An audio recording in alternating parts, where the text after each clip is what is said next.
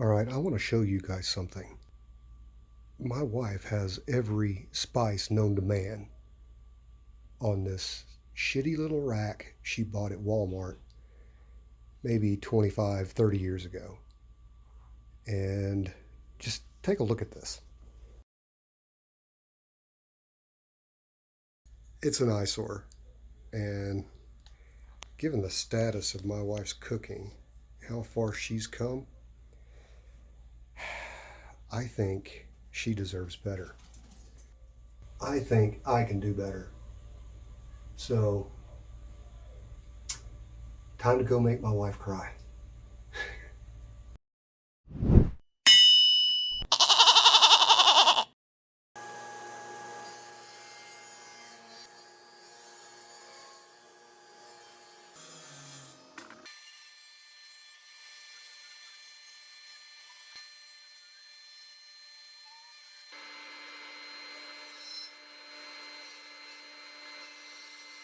A long time ago, they used to use nails, but now they're using staples.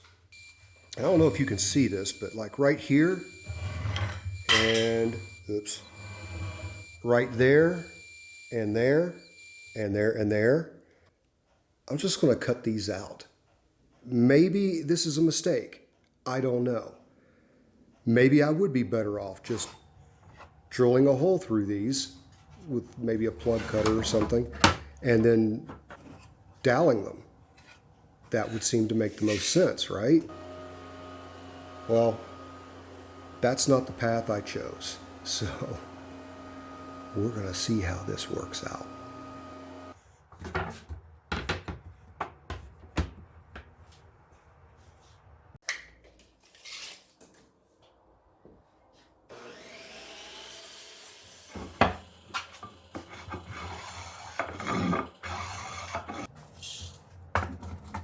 If you will bear with me, I've got a bat crap crazy idea that I think might actually work. It does require me to segue from my current project so that I can hopefully be more efficient in the future with my panel glue ups. Maybe this works.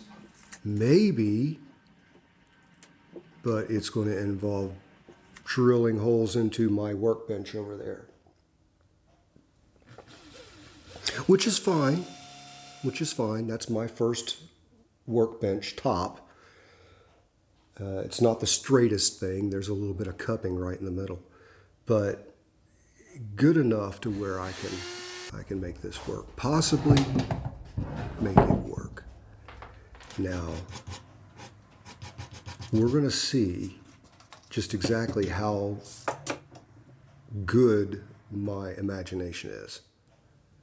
And if it's not that good, I'm getting ready to fuck up a bunch of wood. Yay!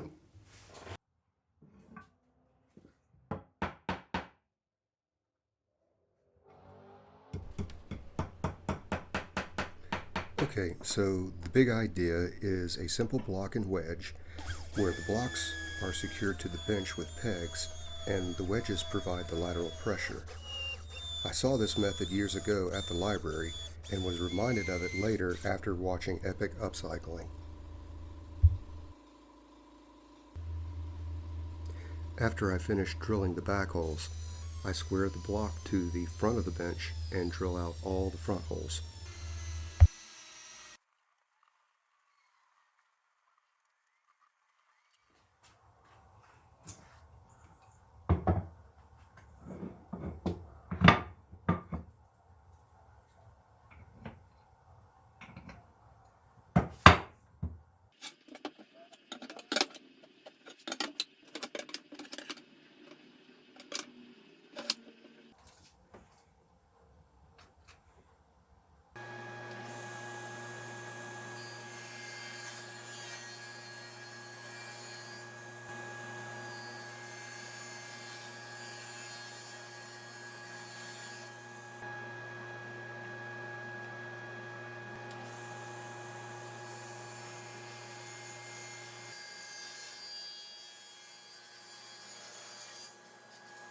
I should have left the wedges unsanded for better friction.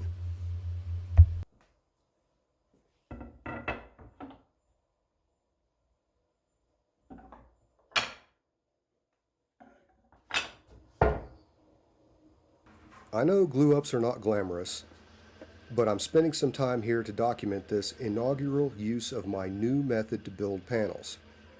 If something goes wrong, maybe looking at the footage could help me figure out what. In the meantime, all of you concrete testers know all about these 4x8 cylinders I'm using as weights.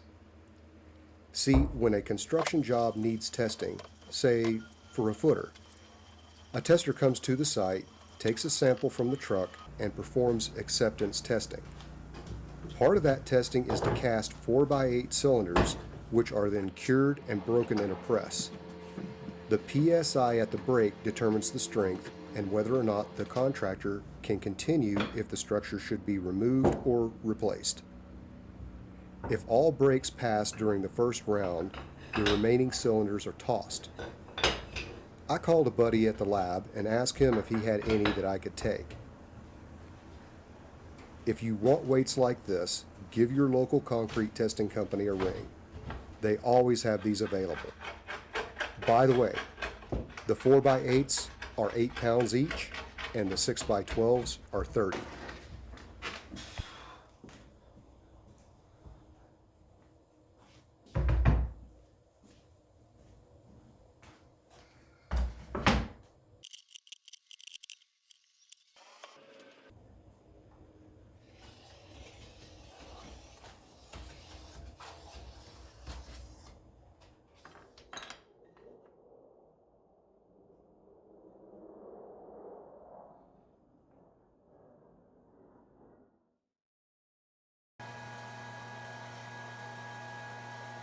There's going to be a lot of repetition in this build, so as the second set of panels are curing, I start to dimension the lower carcass by joining one edge and then taking them to the table saw for the final rip cut.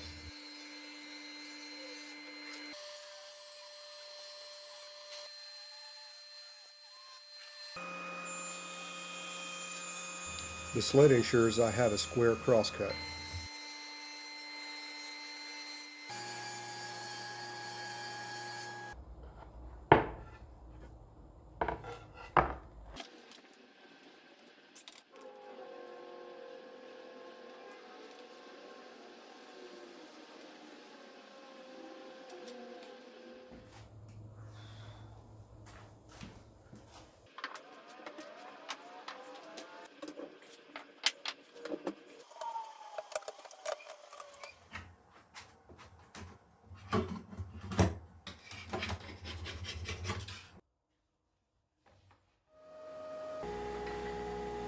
I repeat the same steps for the upper carcass as I just did for the lower. Jointing, rip cut, cross cut. Rinse and repeat.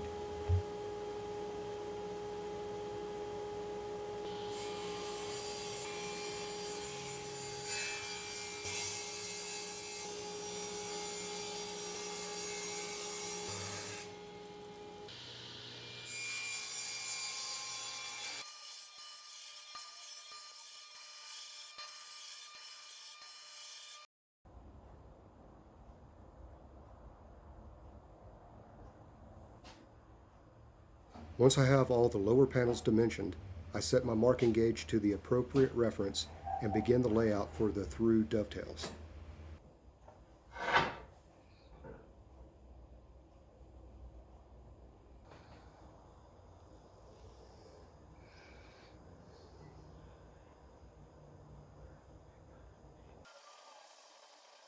I was surprised to find I really enjoyed laying out the dovetails. I thought I would hate it and that it was just tedious.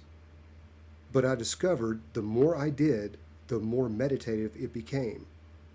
I got into a rhythm, and a lot of my awkwardness started to fade.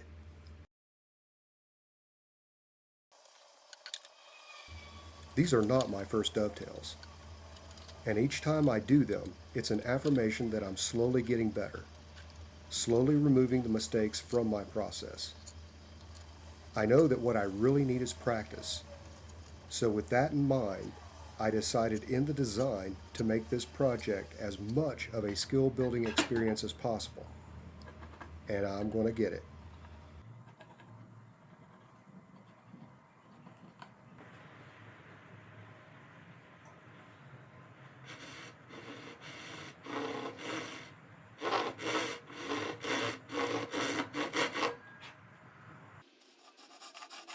For anyone out there that doesn't know, ingrain oak is really tough.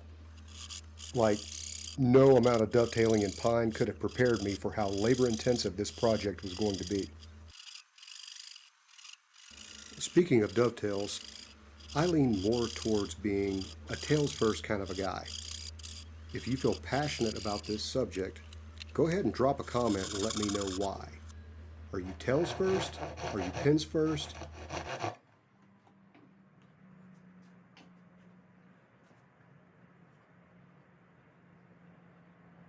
I have an antique Craftsman tool chest and Journeymans cabinet that I used as inspiration when designing this project. I can't say with any certainty that it was a conscious decision. My thought process is like adding marbles to a metal container and then shaking it.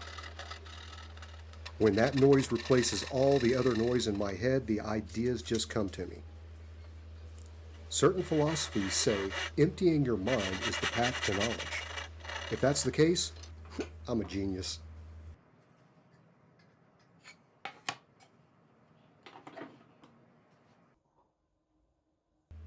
Over time, I am upgrading most of the tools that I have. Because I like joinery, I knew I needed a better set of chisels. After exhaustive research and a penny-pinching budget, the cryo-treated Narex chisels won out. Now, I've heard the pros say that the first thing they do when they replace a chisel is to flatten the back and reprofile the factory edge. I was thrilled when I discovered these chisels didn't need it. The backs were flat, the edges were square, and scalpel sharp. And, come on, that is a mirror finish.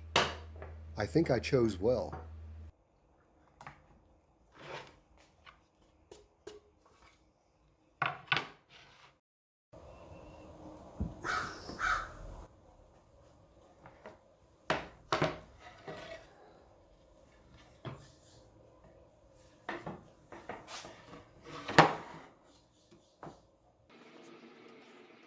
I follow the same steps after laying out the pin boards. Cut, chisel, test fit. And I know I'm jumping around a bit between the upper and lower cabinet carcasses. Trust me, it all works out in the end.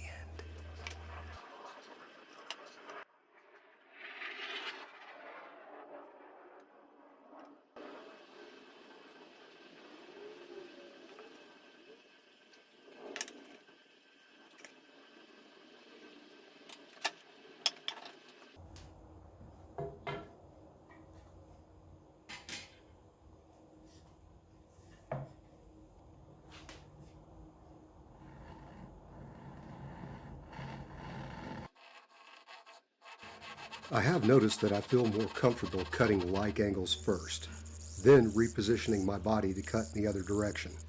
I think it's one of those muscle memory thingies.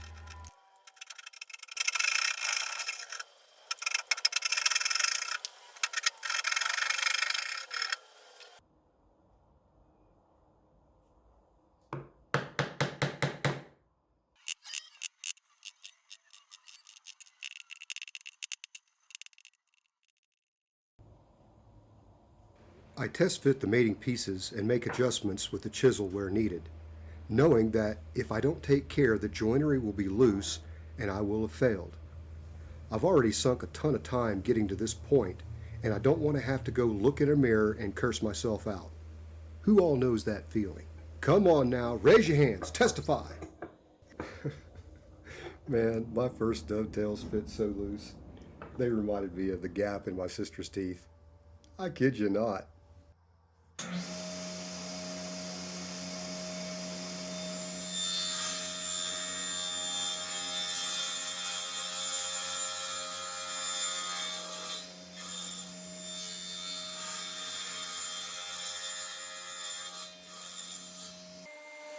I'm using my table saw to cut the dados for the dividers because I wasn't thinking clearly and set up the router table for the next step, cutting the rabbet for the back panel.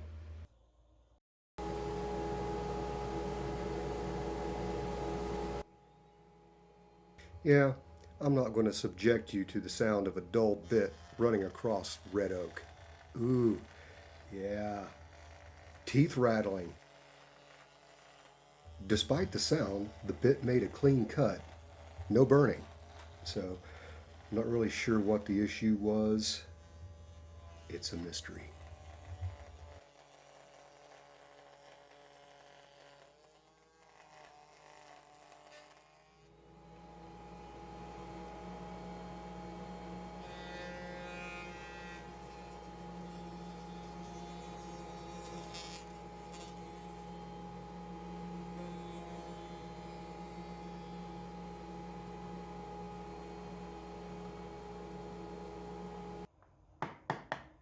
The router leaves a radius on the pin boards that I clean up with my new chisels. Did I mention I have new chisels? I have new chisels! I'm taking my time squaring this corner because I could blow out the end of the pin.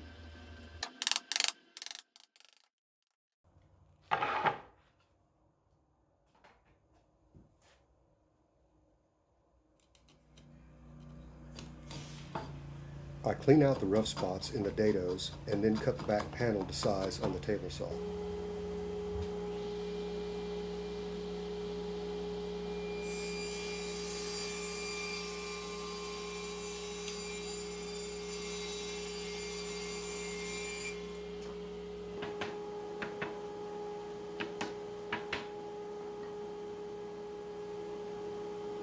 The back panel is fitted into the carcass and a reference line is drawn around the perimeter. The router is set to depth using the reference line, and if my math maths, then the panel should fit snug and flush.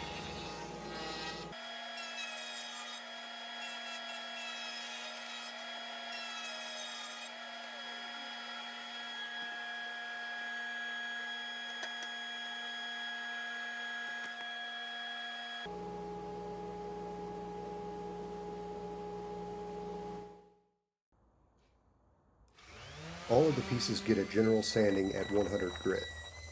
I know sanding is intellectually stimulating and a visual feast, so don't you worry. I have plenty of footage of me sanding through all of the bits. You're welcome. And the card scraper makes quick work out of any stubborn areas.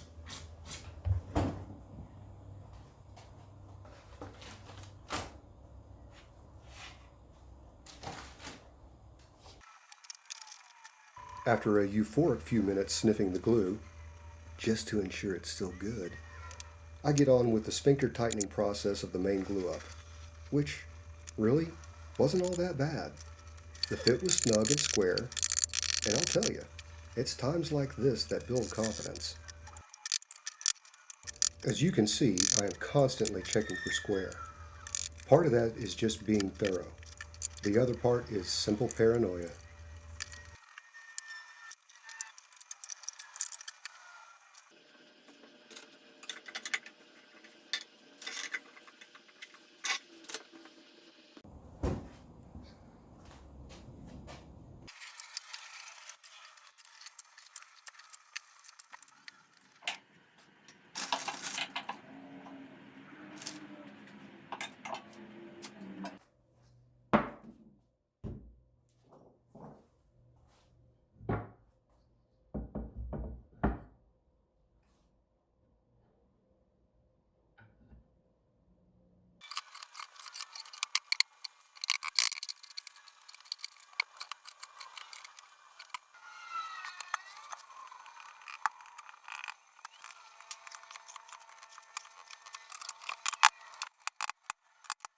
For the drawer faces, I edge cut each piece to showcase as much of the medullary raise as possible.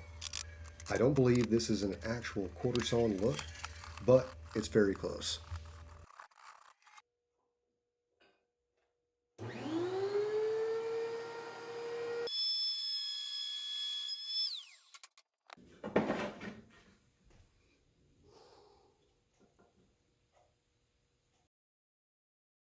My nosy wife knows I'm in here building something for her, and it's killing her not knowing what that is. So in her attempt to discover my secret, she resorts to bribery. Bribery via pastry. I saw through her ruse and sent her packing, and keeping the tart treat for my troubles. Actually, none of that is true. She does this kind of thing a lot. That's why I'm taking my time. I'm enjoying the process. I'm building with love. I know she will love it and appreciate it and take care of it. And of course, I get bragging rights.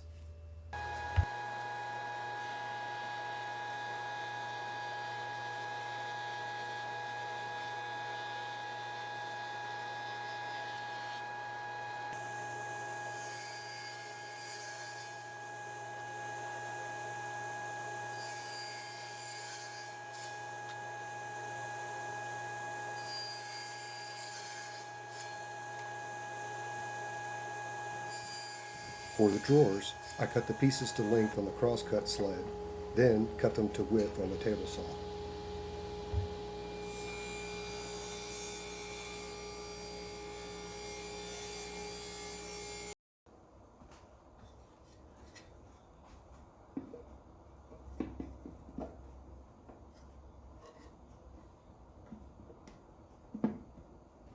I friction fit the top drawer on the upper cabinet and will glue it into place later.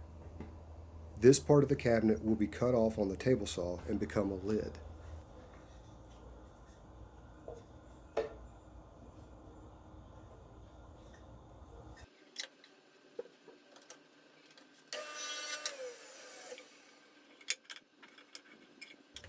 I fine-tuned the fit of the drawer components before moving on to the dovetail layout. For the most part, it'll be the same as the carcass layout.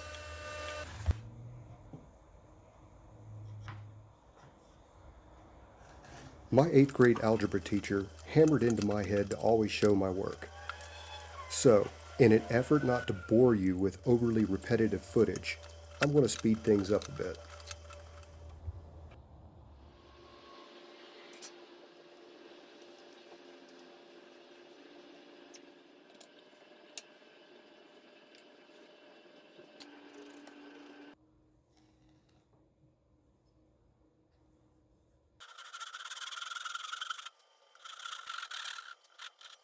This project took me 4 months to build and a month and a half to edit. I've had a lot going on in my life and in my career, and had to build this project 1 to 2 hours at a time, juggling work, home, marriage, other interests, and being a full-time doggy daddy. The one thing that does help is being ADD.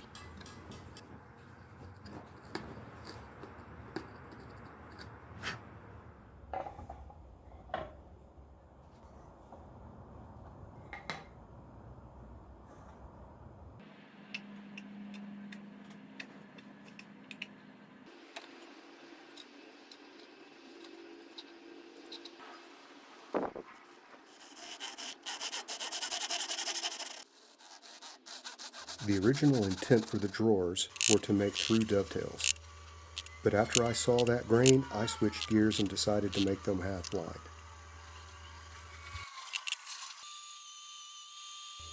Here, I'm cutting the dado on the drawer pieces for the bottom panel. I used a small push stick on the pin boards to reduce the risk of a blowout.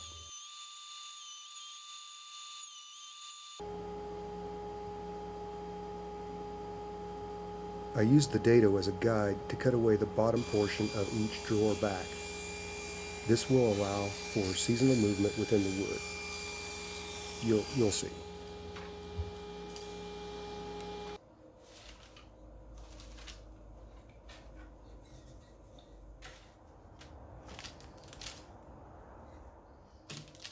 I felt really good during this glue up.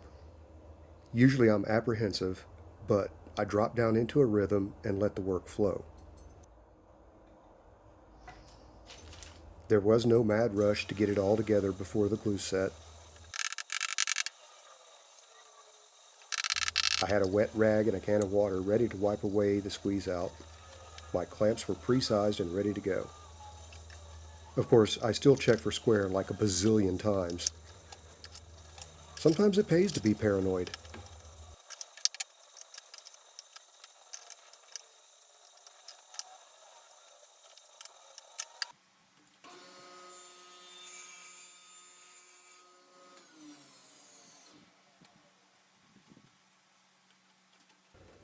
On the table saw, I cut the bottom panels to fit, and then mark and trim away the excess. I forgot to mention that during the glue up, I filled any gaps with a mix of glue and fine sawdust. I was told once that being a craftsman isn't about being perfect, it's about hiding the flaws.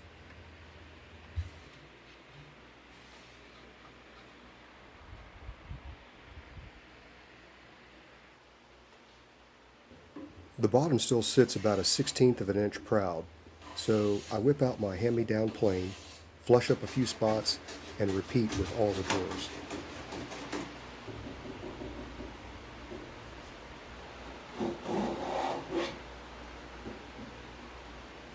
I perform one final test fit before I move on to the finishing, which I'm glad I did. There was one drawer that wasn't quite perfect, so I marked it with a pencil and shaved the area with a plane.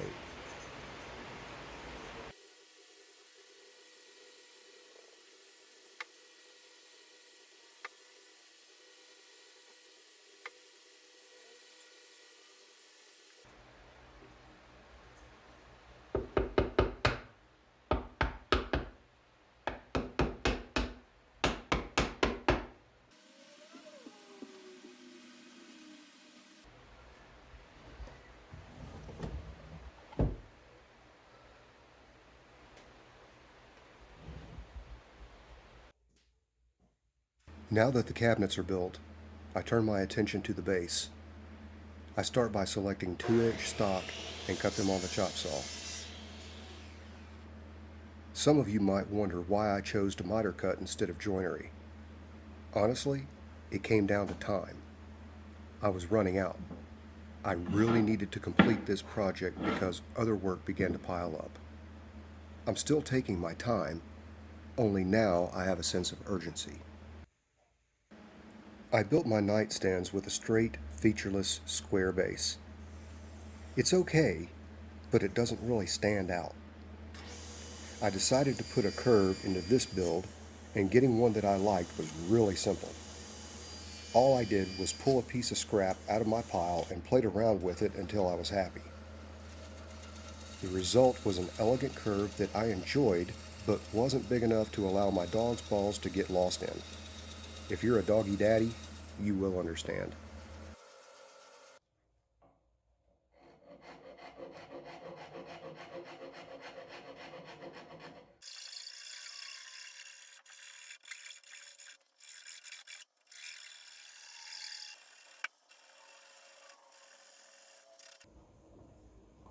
For whatever reason, I didn't get footage of the rabbit I cut into the base. Mrs. Guy would not approve of me not showing my work.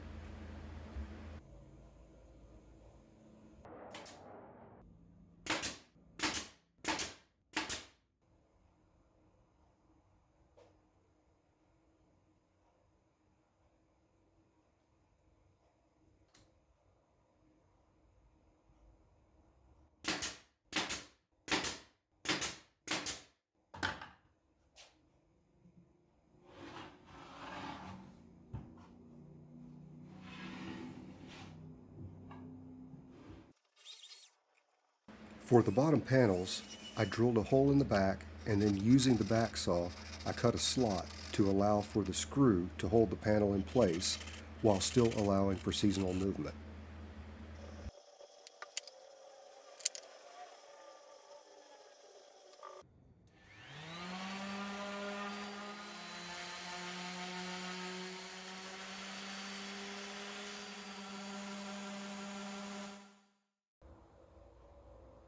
Here, I'm just gluing some support pieces against the base for additional strength.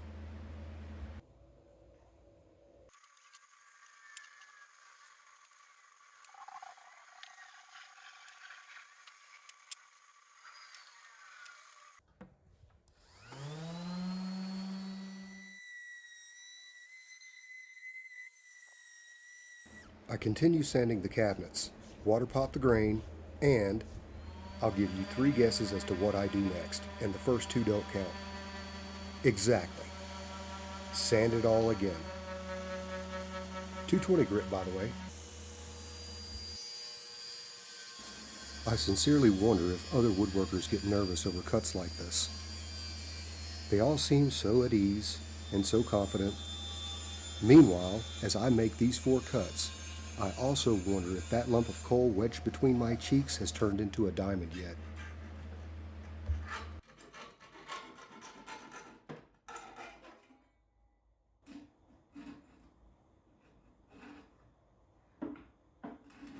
There is some minor cleanup, which is done quickly with a chisel, then some sanding that yields a perfect fit.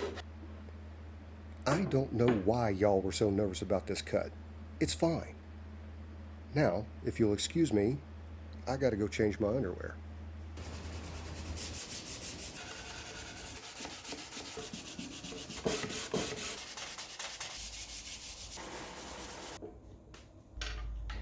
After sanding the interior through to 220 grit, I decided to trim out the interior corners for a more refined look. Yeah, there are compound angles that played havoc with my dyslexia. It's fine.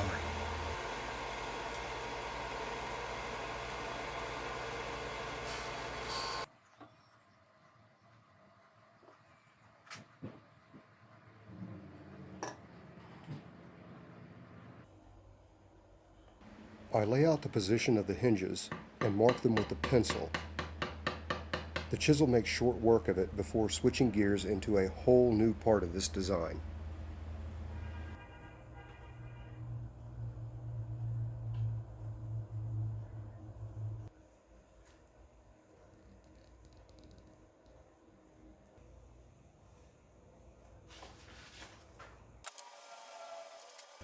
I drew 2 versions of the top before I started this project, and now I have to choose one, and also decide on which species I'm going to use.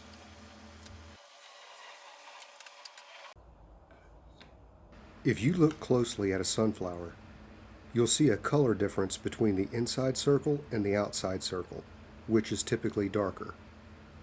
That is why I chose cherry for the inner circle and walnut for the outer.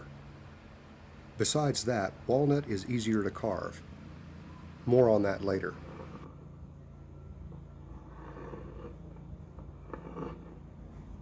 I moved my sanding station outside because I saw my neighbor washing his car. Okay, that's not true. I love my neighbors. I just wanted to see if you're still awake. I am going to give my stationary sander a workout for these next parts. I shape multiple pieces for the center and choose the best fit.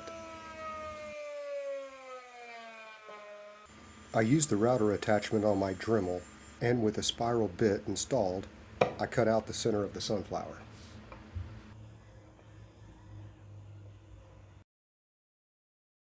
I made multiple copies of the sunflower drawing for this next part.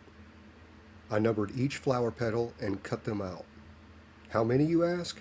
Well, there are 38 petals. Yeah, I know. I applied a thin coat of glue to the yellow osage and carefully placed each cutout in an attractive orientation and set them aside to dry.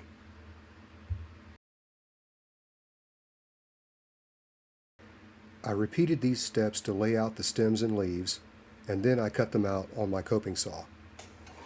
Once the cutting was through, I moved everything over to the stationary sander, where I spent the next few hours carefully sanding each piece to the line, taking care not to be too aggressive.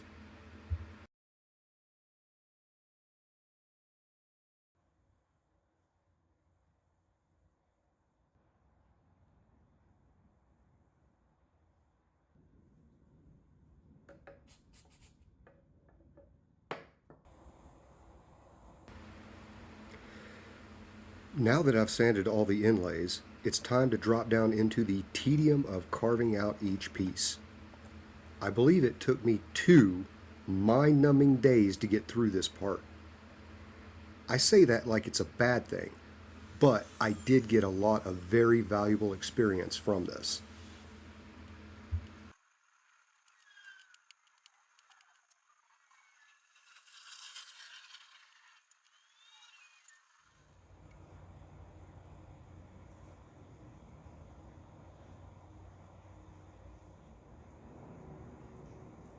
I'm using both CA and wood glue for the inlays. The CA will cure quickly, but the bond can be brittle. The wood glue will provide long-term durability.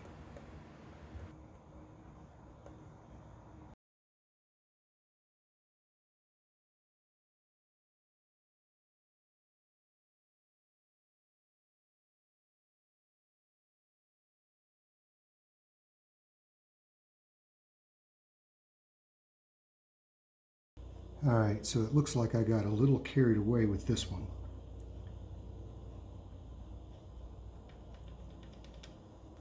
So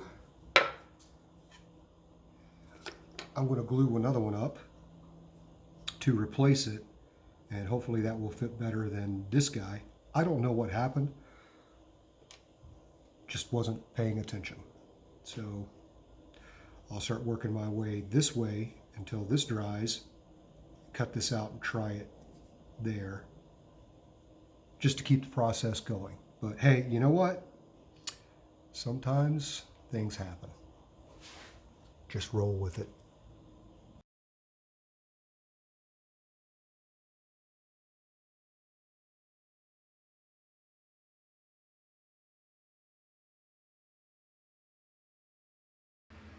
It felt as if the first few pieces took hours, but as time passed, I found my rhythm.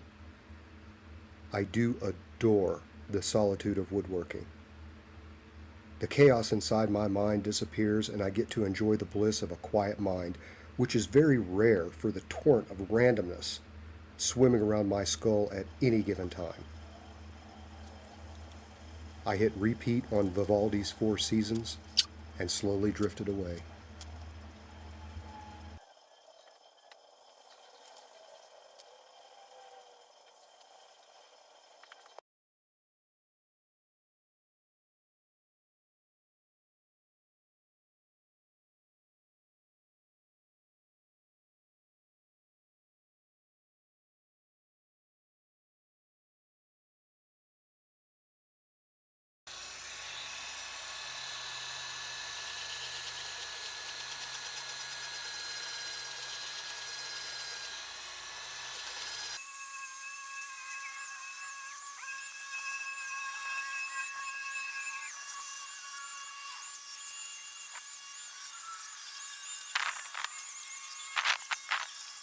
Talk about satisfaction.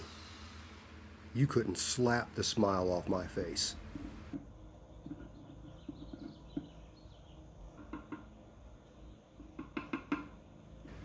Well, this looks as close to perfect as I can currently get. So I grab my collection of sawdust, and with the aid of CA glue, I start filling in the gaps.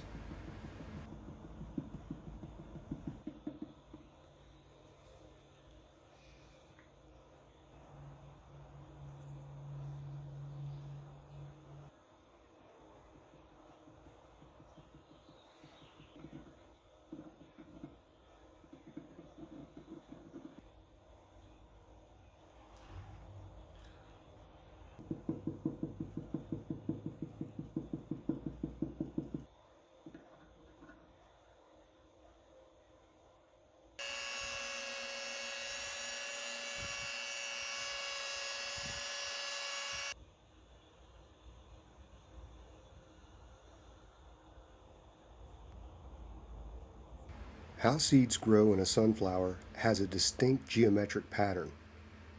This carved portion is supposed to mimic that. Pretty cool, huh?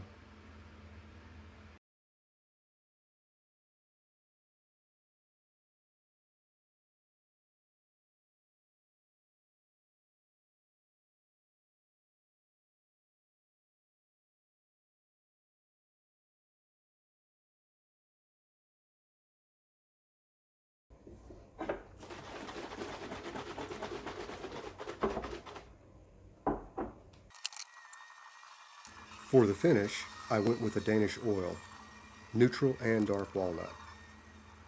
I don't want the inlay dark, so I apply the neutral finish to it and apply the dark walnut everywhere else.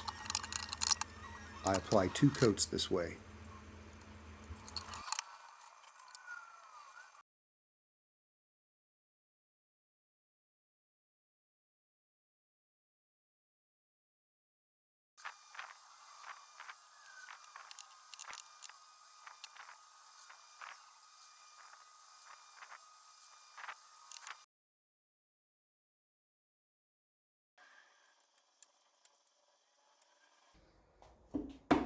Now that I have a few coats of finish down, I install the drawer bottoms. Getting finish into corners is a nightmare. That's why I waited for the final assembly.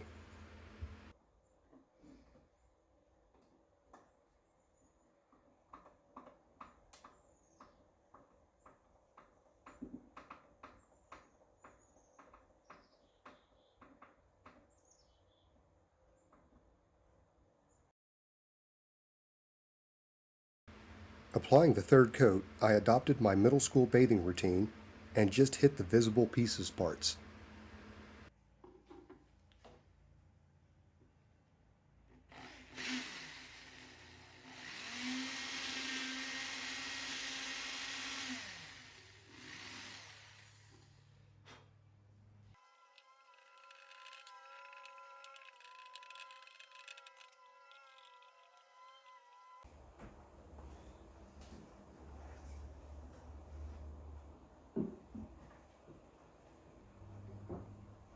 It's time to install the trim on the top of the bottom cabinet, which will act as a guide for the top.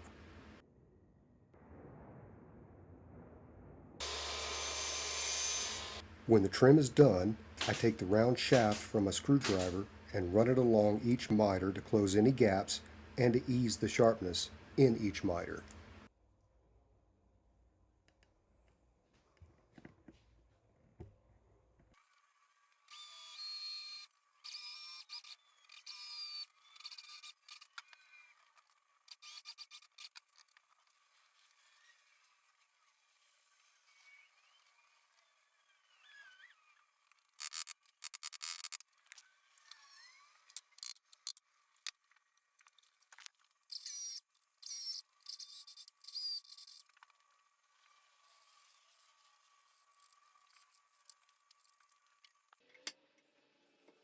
The dowels act as pins, preventing the upper cabinet from moving during use.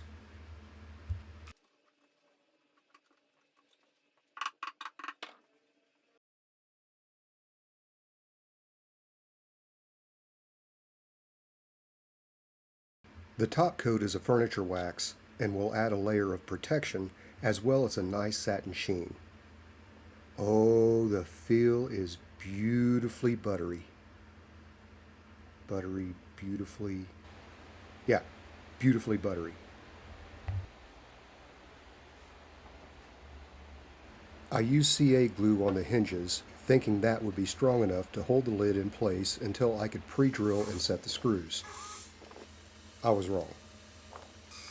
I was impatient and didn't allow the CA to fully cure. I tried it again, practicing the aforementioned patience, and bada bingo, it worked. Yay!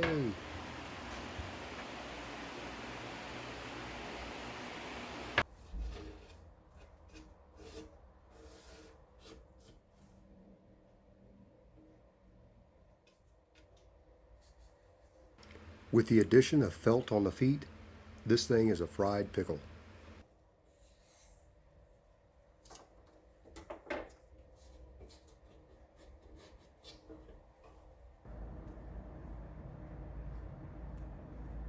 I waited for a good time to bring this into the house for the surprise reveal.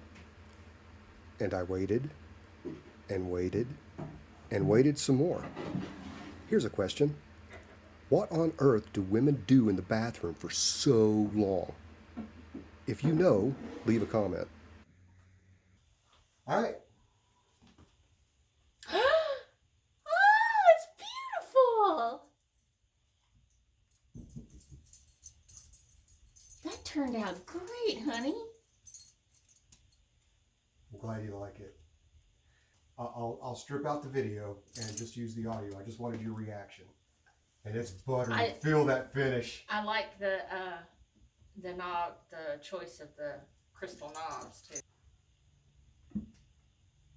Oh, you put a sunflower on it. Oh, my favorite. Oh, thank you, honey.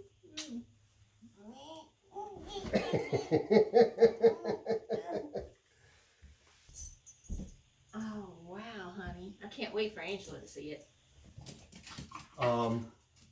And also, If you So want this just sits on top? yeah. So if you want, you can Oh, take okay. that off and then bring it into the kitchen.